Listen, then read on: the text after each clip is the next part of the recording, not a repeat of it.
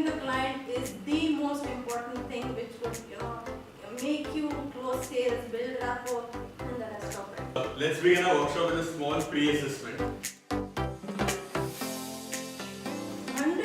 of what this person wants to communicate, you can make out. They are not even moving their lips. All of them are giving out very different signals, and just by the use of the eyes.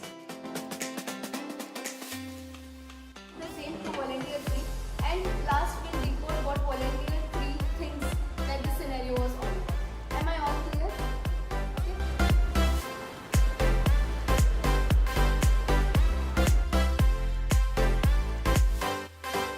Allow me to think he and It depends. Just come here. So when I'm shaking hands with him, this is known as a social distance, which is what I want to maintain. First, help me out with the name of the file. Yeah, it's client B. so what is the first one showing? Not so interested. Kindly.